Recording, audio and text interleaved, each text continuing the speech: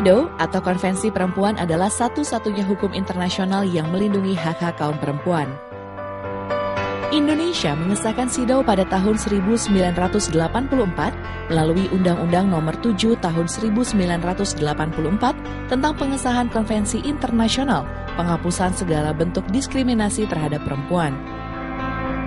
Melalui pengesahan ini, Indonesia mengikatkan diri secara hukum untuk menjalankan semua ketentuan dalam CEDAW. Dan seluruh rakyat Indonesia wajib turut serta menghapuskan diskriminasi terhadap perempuan. CEDAW memiliki 3 prinsip dasar: prinsip kesetaraan substantif, prinsip non-diskriminasi, dan prinsip kewajiban negara. Kesetaraan substantif memastikan perempuan mendapatkan kesempatan terlibat dalam perumusan kebijakan pembangunan.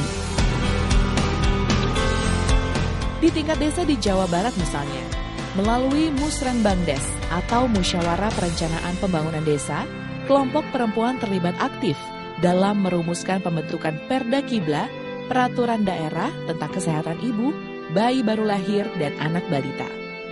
Di tingkat keluarga pun, keputusan-keputusan penting yang diambil wajib mempertimbangkan pendapat dan menyesuaikan dengan kebutuhan perempuan.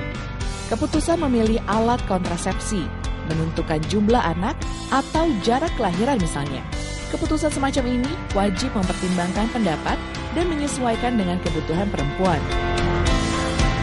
Kesetaraan substantif juga memastikan bahwa semua perempuan, baik disabel, perempuan di pedesaan, perempuan dari kelompok miskin, dan perempuan dari kelompok minoritas dapat menikmati hasil suatu kebijakan atau suatu program pembangunan.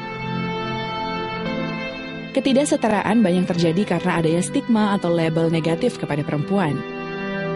Perempuan dikatakan sebagai makhluk lemah, makhluk tidak terampil dalam mengambil keputusan. Perempuan adalah pelayan bagi suami, atau tugas perempuan hanyalah urusan rumah tangga. Adalah label-label negatif yang masih ada hingga hari ini. Dalam pekerjaan, label negatif menjadikan perempuan sebagai buruh murah. Karena dianggap tidak berpendidikan, tidak terampil, dan hanya dianggap sebagai pencari nafkah tambahan dalam keluarga. Ketidaksetaraan masih terjadi hingga hari ini. Berikut ini adalah beberapa fakta yang menunjukkan hal tersebut.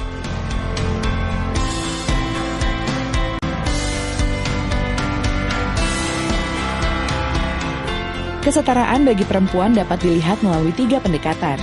Pendekatan formal, pendekatan proteksionis, pendekatan korektif. Pendekatan formal. Pendekatan formal tidak mengakui adanya perbedaan biologis dan memperlakukan semuanya sama. Sebagai contoh, kekerasan seksual yang dialami perempuan.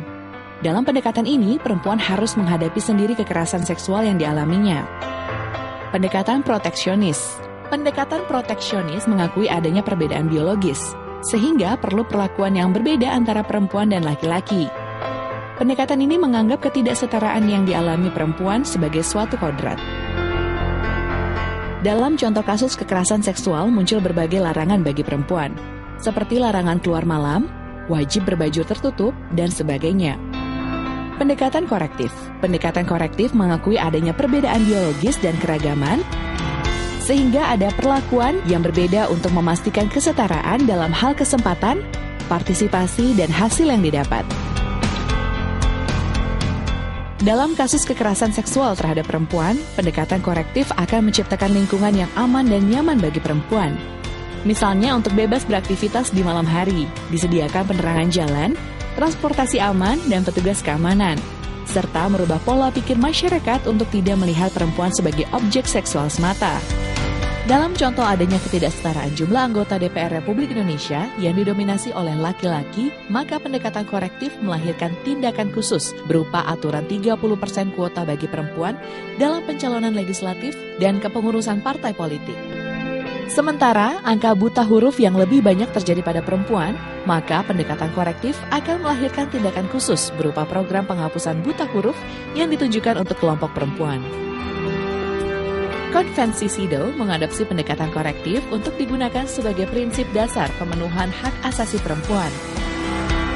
Pendekatan korektif membuka jalan menuju kesetaraan substantif melalui mengakui perbedaan tetapi memastikan adanya kesetaraan. Memastikan berjalannya tanggung jawab bersama untuk menciptakan lingkungan yang menerima kesetaraan.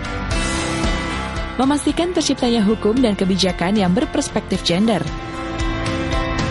Kesetaraan substantif memastikan perempuan mendapatkan kesetaraan dalam kesempatan, kesetaraan dalam akses, dan kesetaraan dalam menikmati hasil atau mendapatkan manfaat.